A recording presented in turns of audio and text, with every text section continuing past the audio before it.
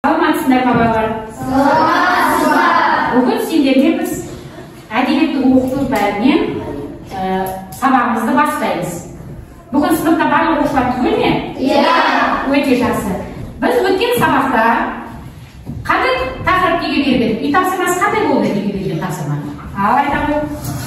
Сіз Абай Құнанбаевтың жасында ғылым бар деп ескермеді өлеңін неге бергенсіз? Я жаттап келуіміз керек еді. Және тағы да не берілді? Абай Құнанбаевтың 15-ші қарасыз. Жақсы, қазір сұрақ қою арқылы өткен сабағымызды пысықтап өтеміз сонда балалар. Бірінші, Абай Құнанбаев кім? Кәлеге кім айтады? Абай Құнанбаев кім? Кәм Құнысая.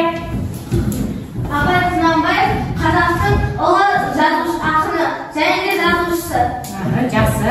Қай жылы қай жерде дүниеге келді Абай Құнанбаев? Кәлеге кім айтады? Ал айтады. 1945 жылы. 1845 жылы дүниеге келді. 1904 жылы дүниеден өтті. Ал енді жасында ғылымға деп ескерген өлең жолын кім жаттап келді? Кәлеге кім? Жасая. Жасында ғылым бар деп ескермедім, пайдасын көре тұра тексермедім. Ер жеткен соң түспеді ұшма, қолымды мезгілет еш ескермедім. Бұл мақым қолмағы мағын жазалы, қолымды дөксеместен іздемедім. Адамның бір қызығы бала деген, баламды оқытуды жеп көрмедім. Баламды медресеге білдік бердім, қызмет алсын, сен алсын көрмедім. Жарайсың. Кім айтады 15-ші қара сөзі? Мазмұны не тұрады? Абайдың 15-ші қара сөзінде адам неге болып өмірге келген кезінде өмірде деген мақсаты болмаса оның өмірі құр қалады деген сөз. Және ол өмірінде мақсат қойып оған жетістіктерге жететін болса ол өмір бойына оның есінде қалады. Керемет, өте жақсы кәдімгі. Балалар, ендігі тапсырмамыз мен топқа берген. Қазір бірінші, екінші тапсырмаларға топпен жұмыс жасаймыз. Бұл жерде балалар, кәлеге қалай отырады оқыш деген? Ньюстенберг әдіс тәсілі бойынша қазір кішкене тапсырманы орындап береміз. Кәлеге, мынаған қарады. Қазір тапсырмасын айтамын балалар. Аға қарап отыр, жай қарап отыратындар. Кәлеге, Ньюстенберг әдісі.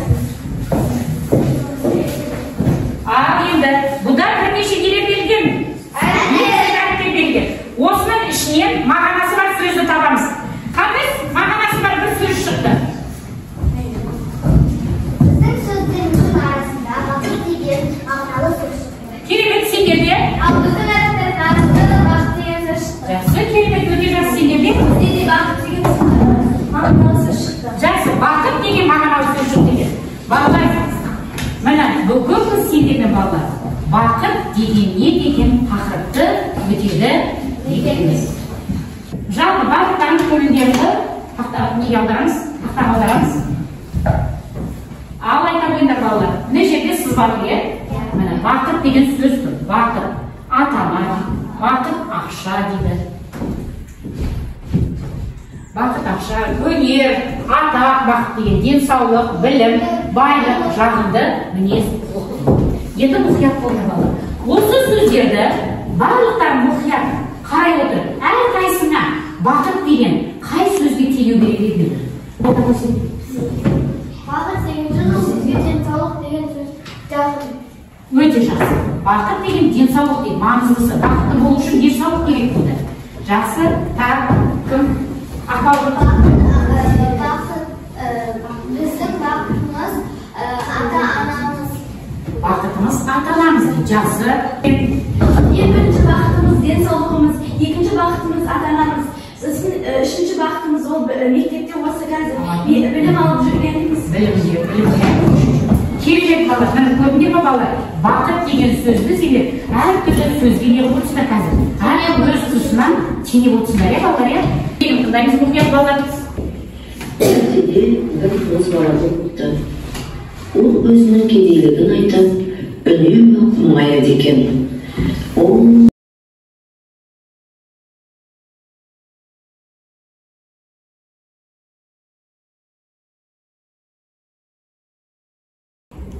Қалай балалар, ертегі ұнады ма?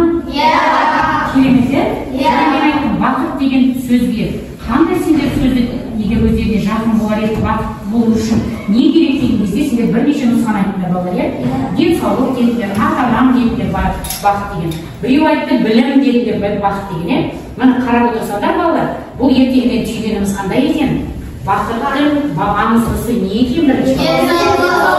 Егер біздің денсаулығымыз мықты болса, біз ата-анамызға да бақытты бола аламыз, білімімізді де жақсы ала аламыз, үлкен азамат та бола аламыз. Алдымызға қойған мақсат армандарымызға да жете алады екенбіз, иә балалар? Осы ертегіні кішкене ойымызды түйіндеу үшін қазір мектептермен ақылдың 6 қалпақ әдісімен пайдаланып көрейік сендерге. Қазір топ бойынша мен ақылдың 6 қалпағын әр топқа 2 түрлі қалпақтан таратамын. Оның тапсырмасын не істейміз?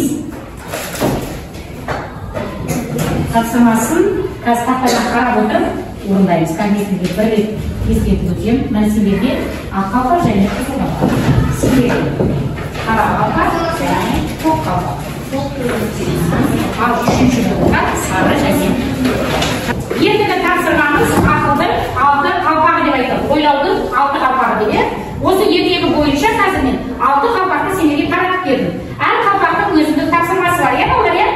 Қызыл қалпақ қалған оқушылар эмоцияларды көңіл күйі білдіретін тұстарын айтасыздар. Қара қалпақтар сын айтады, сары қалпақ жақсы тұстарын айтады, ақ қалпақ өз пікірін білдіреді, жасыл қалпақ жаңа идеясын, көк қалпақ басшылық жасап қорытынды айтады.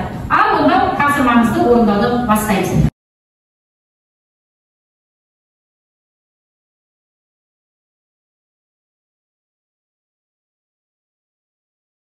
Жұмыстарын аяқтады. Енді өз ойларыңызды айтасыздар. Тыныш, ойды тыңдаймыздар. Көңілі түсіп кетті. Сосын ол денсаулыққа бай екенін түсініп, көңілі көтерілді. Жақсы, бұл жерде ертегіде кімнің көңіл-күйі түсіп кетті? Бозбаланың. Бозбала неліктен түсіп кетті оның көңіл-күйі? Өйткені ол денсаулыққа бай екенін түсінбеді, бірақ ол бай емес екенін түсінді. Кімнің деп ойлады ол? Ол кедеймін деп ойлады. Жақсы. Сары қалпақ не айтады деп біздің тапсырмасына береді сары қалпақтың? Жақсы тұстарын айтуымыз керек. Ал айтады жақсы тұстарын.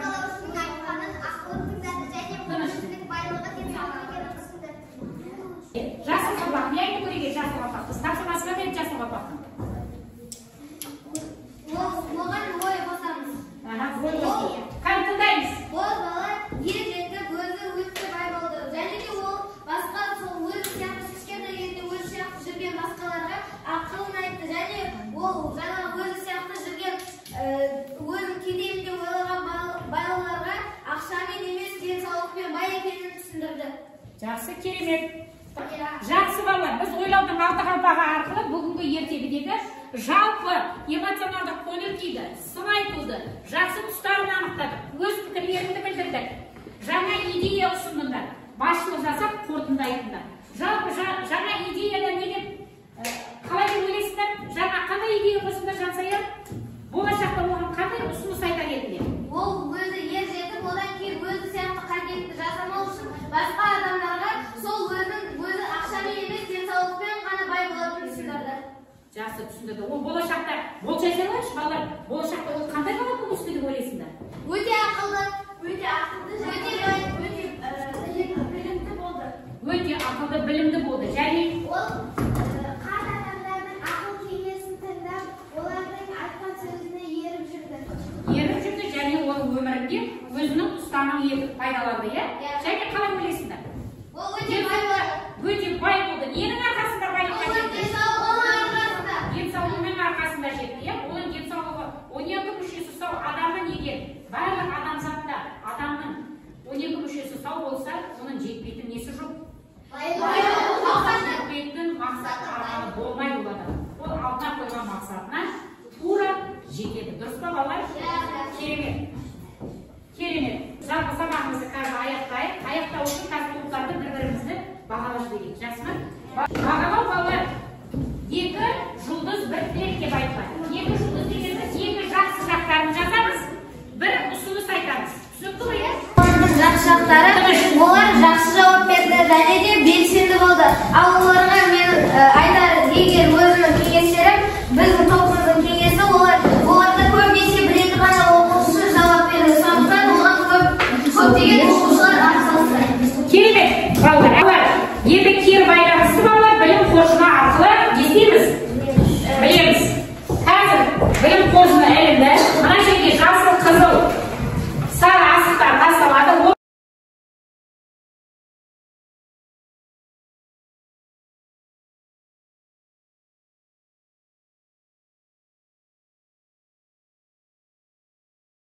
Енді қазір біз қоржынды аша салайық, балалар, иә? Не болып көрейік.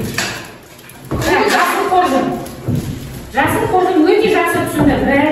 1, 2, 3, 4, 5, 6, 7, 8, 9, 10, 11, 12, 13, 14.